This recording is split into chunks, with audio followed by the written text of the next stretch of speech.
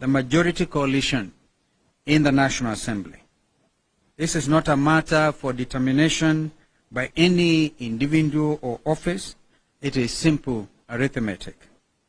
And so, to settle this matter and put the record straight once and for all, members of Parliament belonging to the Azimio Oka coalition have been properly advised to take up majority roles and responsibilities in and out of the National Assembly chamber.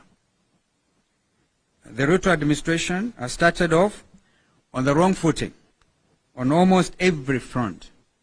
Most painful to the ordinary Kenyan is the declaration that Kenya Kwanza will not subsidize consumption, but will channel subsidies to production.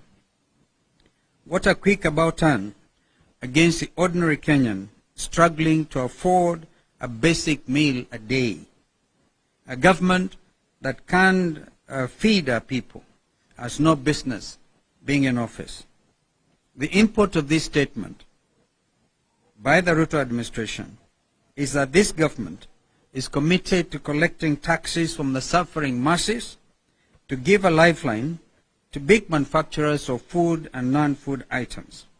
The question to ask is, who are these producers going to be selling their products to, since the ordinary Kenyan can hardly afford a simple meal? Why has the hustler, quote-unquote, narrative disappeared so soon? In a blatant but ill-advised move to placate the judiciary and further weaken the legislature, the president has done the unthinkable. He has purported to allocate the judiciary some token funds to ostensibly move forward the agenda of an independent institution. This is a mockery of the basic intelligence of consumers of justice and must be seen for what it is. Financial and operational autonomy of the judiciary cannot and will not be guaranteed by tokenism. It can only be assured by creating an environment that guarantees clear separation of powers between the three arms of government. And whereas funds are necessary for effective dispensation of justice, it is not the business of a president acting in isolation to allocate funds to the judiciary.